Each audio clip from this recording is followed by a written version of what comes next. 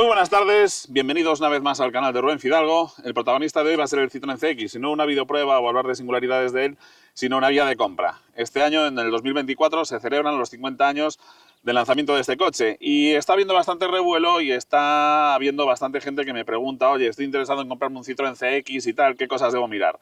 Bueno, pues de eso va este vídeo, así que venga, al lío.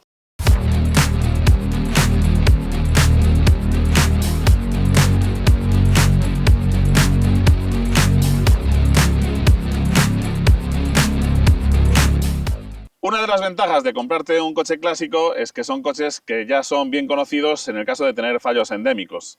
Ojalá la gente que se compró un Porsche 996 en su día supiera que el IMS iba a ser una auténtica pesadilla para ellos, por ejemplo.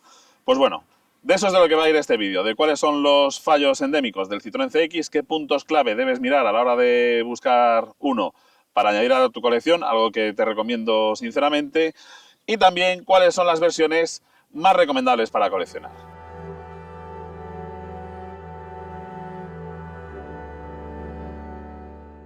Precisamente por este último apartado es por el que voy a empezar. ¿Cuáles son los CX más recomendables para coleccionar? Y aquí, como casi siempre, pues los más interesantes son lógicamente los más antiguos, los primeritos del año 74, 75, por supuesto que estén en buen estado. Son los coches con más interés a la hora de buscarlo. Luego hay versiones que lógicamente tienen mucho más valor. Si tienes la suerte de encontrarte con un unicornio como un CX Orfe, la versión descapotable, pues perfecto, o con un Tissier, este tipo de coches, pero ya son versiones muy especiales.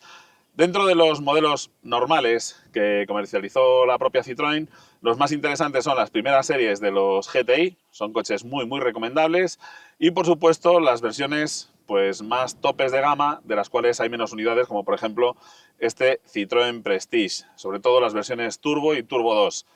En ese sentido, pues eso, los más cotizables serían los primeros GTIs, después tendríamos los Prestige Turbo 2 y los Prestige y los GTIs Turbo. Más o menos andan todos en torno al mismo precio. Aquí en España, donde no valoramos absolutamente nada que no se llame BMW, Jaguar, Mercedes, Ferrari, etcétera, pues estos coches tienen unas cotizaciones muy bajas. Pero en Europa, en Francia, estas versiones, los GTI, insisto, de primeras generaciones, los GTI Turbo, Turbo 2 y también los Prestige y Prestige Turbo y Turbo 2, están en cotizaciones que andan en el entorno de los 15.000 euros y hasta los 20.000 euros por unidades que estén con pocos kilómetros y excepcionalmente buenas.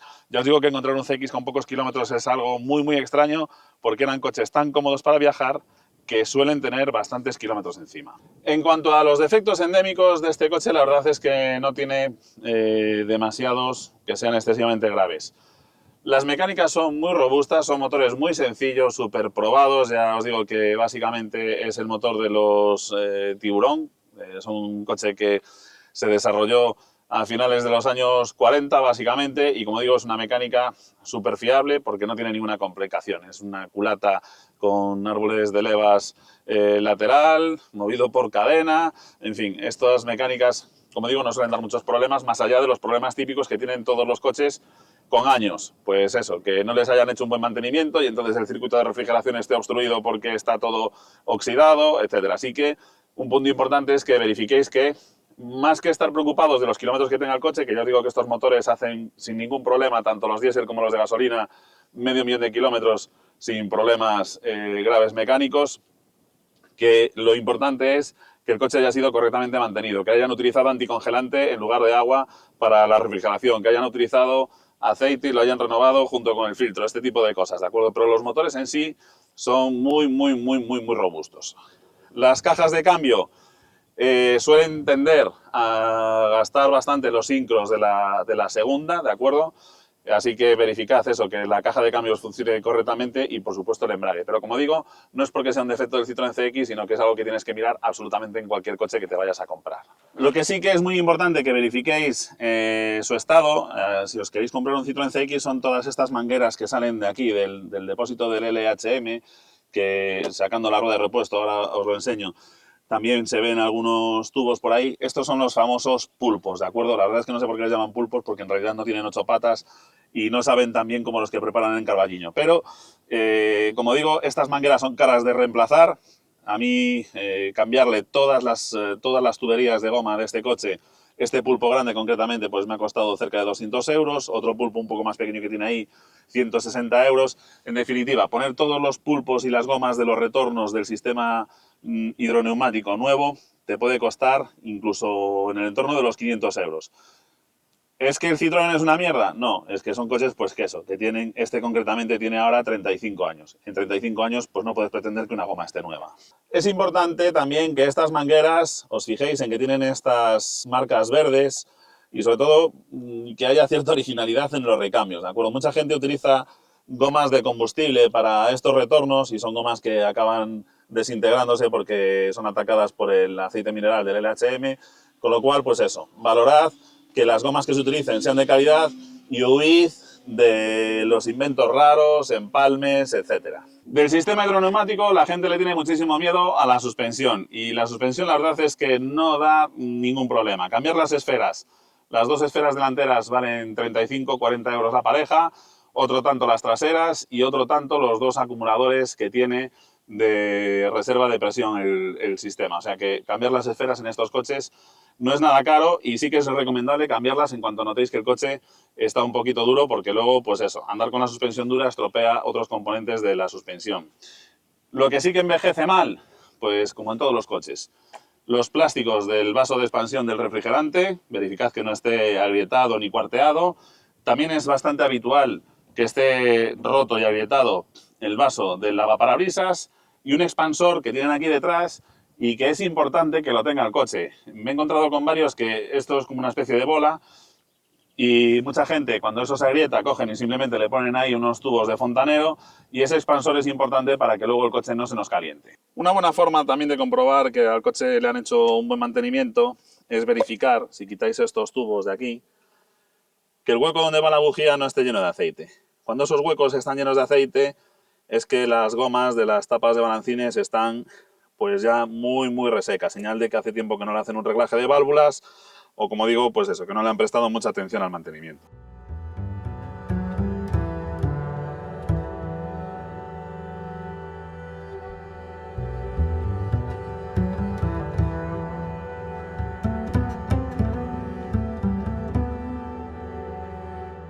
Como digo, la suspensión es algo a lo que la gente le tiene mucho miedo y realmente la suspensión y los frenos de estos coches no suelen dar ningún problema. El freno de mano sí que es algo más delicado, suelen estar destensados porque el mecanismo que tienen para tensarlos y las pastillas de freno que tienen son muy pequeñitas, con lo cual pues se desgastan enseguida y enseguida cogen holgura. Pero los frenos y la suspensión de estos coches son ultra fiables. La suspensión, ¿qué hay que verificar en ella? Bueno, pues que el coche al encenderlo suba y baje correctamente, no está de más que veamos que trabaja en todo el recorrido. Si es en un Serie 1, pues con una palanca, si es en una Serie 2, con esta tecla que tiene aquí, que actúa sobre un motorcito eléctrico que es el que la sube y la baja. Como digo, verificar que el coche sube y baja correctamente, que cuando vayamos por carretera tenga una suspensión confortable y que no rebote. Si el coche rebota es que están las esferas acabadas y si el coche no sube y no baja es que tenemos un problema de presión. Probablemente o tenemos mal la correa de la bomba, o la bomba no genera presión, o la válvula de prioridad no está funcionando correctamente y entonces el coche no tiene presión suficiente como para elevarlo. Lo más guerrillero del sistema hidroneumático de los CX es la dirección. Es muy cara de reparar y también complicada. Así que lo más importante, lo primero que tenéis que hacer es verificar que la cremallera no tiene fugas de LHM. Me da igual que el coche tenga fugas por cualquier retorno, al final es una tubería que hay que cambiar, pero si las fugas son por la cremallera de la dirección van a ser fugas caras de reparar. ¿Cómo ver eso? Bueno, pues sencillamente levantad el coche y a través del paso de rueda verificad que no hay fugas en los fuelles ni tampoco debajo, como digo, a partir de la dirección. Y también verificad en la caja de fusibles, que va aquí en la columna de dirección, que ahí no hay fugas de aceite. Y pensaréis, ¿qué narices tiene que ver la dirección con la caja de fusibles que va dentro del habitáculo? Bueno, pues en estos coches la dirección es telemandada. Aquí en la columna de dirección tiene un sistema hidráulico que es el que después manda a la cremallera a moverse. Realmente la unión mecánica entre el volante y la caja de dirección es solamente por si falla este sistema hidráulico. Por aquí tenemos un módulo de control hidráulico que también es raro, pero Si veis que hay LHM en la caja de fusibles, es que tenemos un problema en el grupo hidráulico de la Diravi. Con la suspensión arriba de todo podemos ver el estado de las cafeteras, que son estos fuelles donde se alojan los hidráulicos de la suspensión y los que recogen el aceite de retorno de la suspensión, y también verificar también, pues eso, lo que os comentaba, si existen fugas en las barras de dirección, en la cremallera, etcétera. También estas violetas de las barras estabilizadoras, que no tengan holguras, y ya veis ahí también los útiles de la barra estabilizadora, y un ruido que os voy a comentar que también hay que verificar que no nos lo haga el coche. Una prueba interesante para hacer antes de coger el coche por primera vez, antes de que nos lo pongan en marcha, es interesante que el coche haya estado en reposo y se haya ya asentado en su postura, es mover la carrocería de esta manera. Si escucháis algún ruido, sobre todo crujiditos, etcétera, lo más probable es que tengan los rodamientos de los brazos de suspensión traseros, y los brazos de suspensión traseros van pivotan sobre rodamientos, no sobre casquillos, y cuando esos rodamientos están gastados, al hacer así, se oyen crujidos, o también cuando el coche empieza a levantar la suspensión se oye un pequeño restrañido, hace un tras.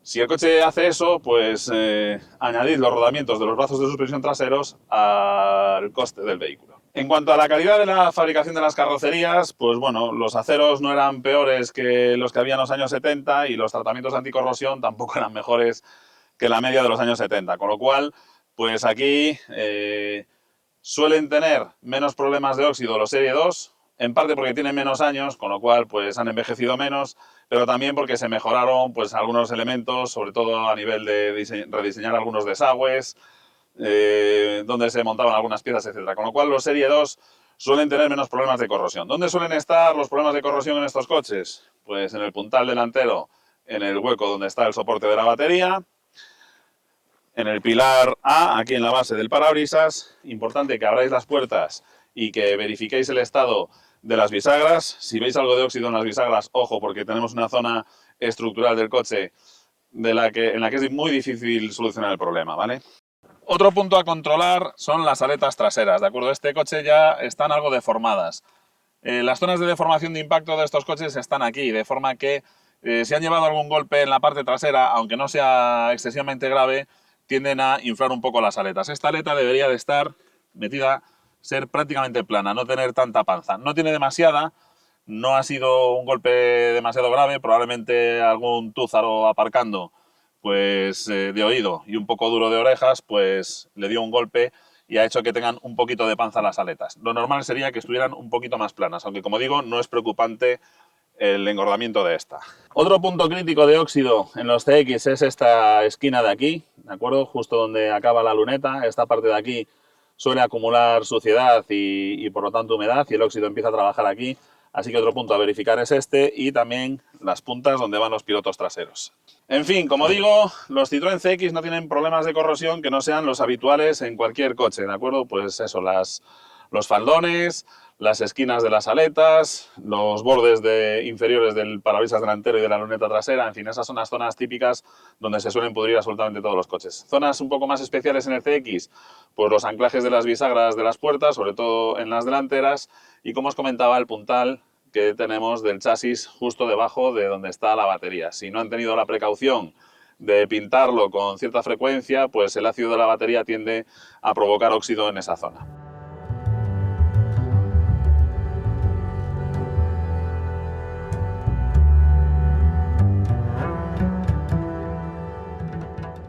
Bueno, ¿y en el interior qué tal? Bien, pues así como os decía que la carrocería suele dar menos problemas en los Serie 2 en cuanto a corrosión, los plásticos interiores son de mejor calidad en los Serie 1. Es menos habitual encontrarse grietas en el salpicadero en un Serie 1, de hecho es muy raro que un Serie 1 tenga el salpicadero agrietado, y en los Serie 2 no el salpicadero en sí, pero sí esta parte delantera donde está la tobera de desempañamiento del parabrisas suelen agrietarse. Y por supuesto estas tapas de la consola central están siempre rotas. La instalación eléctrica, la sección de los cables y los cables son de buena calidad. El problema es que, por ejemplo, no tenemos relé en las luces, con lo cual los interruptores de las luces sí que van a ser un punto problemático. Encended las luces y verificad que no se recalienta la piña donde están las luces y que las luces funcionan correctamente y que no parpadean ni hacen cosas raras. Otro elemento que suele fallar en los CX a nivel eléctrico es el ventilador del sistema de calefacción.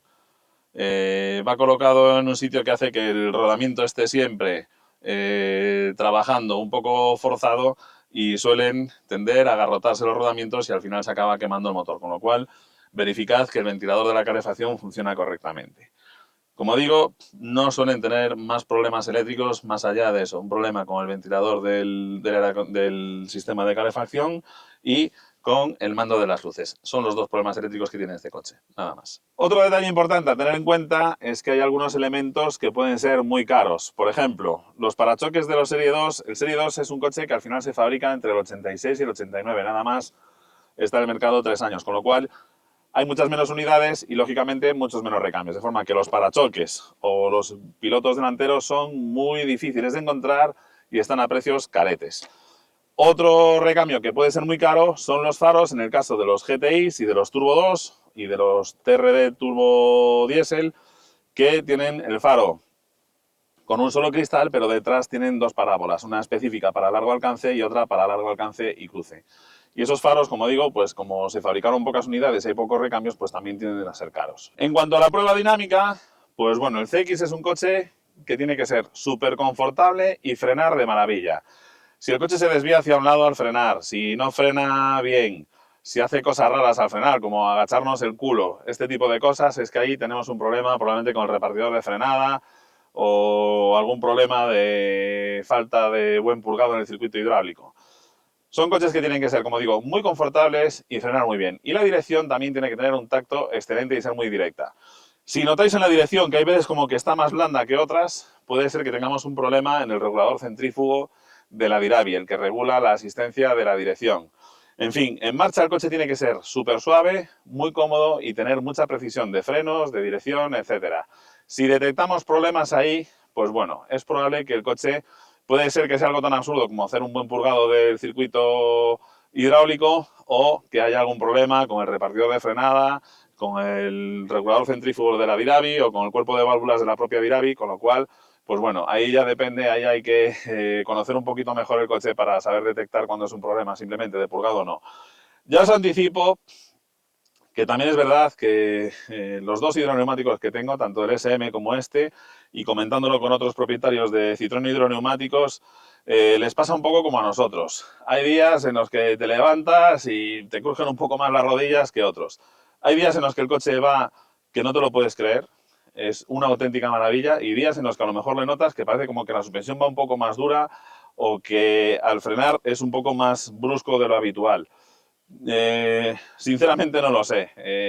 Los que más saben de estos temas hidroneumáticos lo achacan a que, bueno, pues son coches que al final tampoco los usas a diario, aunque ya os digo que yo este coche es el coche que tengo y es con el que me muevo diariamente, y que eso hace que a veces pues queden algunas burbujas o que no circule bien el líquido en un determinado momento y hace pues que tenga a veces esos días especiales. Pero lo habitual es que estos coches funcionen con una suavidad extrema y que vaya muy bien. Si detectáis cualquier cosa extraña, sobre todo en la dirección, si la asistencia es extraña, si notáis la dirección imprecisa, etcétera, es un elemento caro de reparar en estos coches, y puesto que no es un coche que tenga unas cotizaciones excesivas, aunque están subiendo bastante de precio, es mejor desestimarlo y buscar otro en el que no tengamos ese problema. Bueno, a modo de resumen, ¿os recomiendo compraros un Citroën CX? Sí, por supuesto. De hecho, confieso que yo he sido muy pro-germánico, muy pro-germánico, muy de Audi, muy de Volkswagen, muy de Porsche, muy de Mercedes, de BMW no tanto. Pero, no sé, supongo que a lo mejor es cierto eso de que el que no conoce a Dios a todos los santos le reza. Me dejaron un Citroën CX en el 2014 y me quedé absolutamente loco con ese coche. Y compré el SM y cada vez me gusta más esta marca, y después con el CX la verdad es que me duele utilizarlo porque me fastidia envejecerlo y desgastarlo, pero desde luego viajar en esto es absolutamente formidable.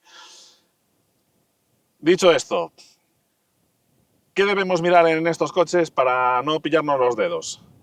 Primero, que no tenga fugas en la dirección. Me da igual que tenga fugas en la suspensión, que veáis un charco en una rueda trasera, etcétera, porque esas fugas normalmente van a ser un problema con una cafetera o con un tubo de retorno, que son muy fáciles y muy baratos de reparar. Me da igual que el coche rebote porque cambiarle las esferas es algo baratísimo. Pero las fugas en la dirección sí que son preocupantes porque son caras de reparar y sobre todo hay muy poca gente que sea capaz de hacerlo. Carrocería, no tiene más problemas que cualquier otro coche que os vayáis a comprar de la época del Citroën CX. Fondos de puerta, faldones, base del parabrisas, etcétera. No es un coche que tenga ni mejor ni peor calidad constructiva que la mayoría de los coches de su época. Y en general, ya os anticipo que los años 70 probablemente sean los peores años en cuanto a corrosión en absolutamente todas las marcas. Me da igual que sea un Mercedes, que sea un Ferrari, que sea un Rolls Royce o que sea un Fiat, ¿de acuerdo? O un Lada Niva. Los coches de los años 70 en general están muy mal protegidos contra la corrosión. Mecánicamente, los motores son todos muy fiables. Tal vez el más utilizable a diario sean los 22 RE, que es una mecánica más moderna y menos ruidosa y con menos consumo y con una buena relación entre prestaciones y consumo. La verdad es que los 22, los 2.2 son tal vez los más recomendables de los Serie 2 en cuanto a coche para tener a diario. Importante, el estado de elementos que son muy caros. Por ejemplo, si es un coche, ya sea un GTI o un turbo que llevan las ruedas TRX, pues los neumáticos TRX ya sabéis el problema que tienen. Ya os he contado en varios vídeos qué es lo que he hecho en este para adaptar las llantas y pasarlas a 16 pulgadas. Los pilotos delanteros, en el caso de los Serie 2, si están rotos, pues sumadle otros 200 euros a la factura. Sí, 200 euros es lo que viene costando un piloto delantero, si tenéis la suerte de encontrarlo. En fin, ese tipo de cosas. Los plásticos interiores, mejores en los Serie 1 que en los Serie 2 y no hay mucho más. No es un coche que tenga, no es un coche delicado ni con problemas endémicos excesivos. Es cierto que tienen un problema endémico con el ventilador de la calefacción, hay muchos coches que lo tienen quemado, no está de más que cuando te lo compres pues lo desmontes y lo lubriques bien para evitar ese gripaje del rodamiento y que luego se acabe quemando el motor, pero como digo, es un coche que no tienen demasiado inconveniente. Eso sí, si pide algo, hay que dárselo. Si tenemos una esfera gastada, hay que ponérsela. Si tenemos un rodamiento de un brazo de suspensión trasero que restraya cuando el coche lo subimos y lo bajamos, hay que cambiárselo. Porque son coches que como vayas dejando que envejezcan poco a poco, luego la factura va a ser una auténtica brutada y algo tan sencillo como una grieta en una cafetera, que cambiarla te va a costar 30 euros, si esa cafetera acaba cogiendo humedad y se me acaba estropeando el hidráulico de ese eje, pues vamos a tener una factura mucho más cara. Es decir, son coches que si no sigues el mantenimiento estrictamente, las reparaciones van a ser caras y graves. En fin, yo no me enrollo nada más. Espero que te haya resultado útil esta videoguía de compra del Citroën CX. Si tienes alguna duda y estás pensando en comprarte alguno, déjamelo en comentarios. Ya sabéis que leo absolutamente todos los comentarios que ponéis y os lo agradezco. Así que eso, si tienes cualquier duda, no dudes en plantearla en los comentarios. Así que nada, por mi parte nada más, me despido deseándote mucha suerte y hasta pronto.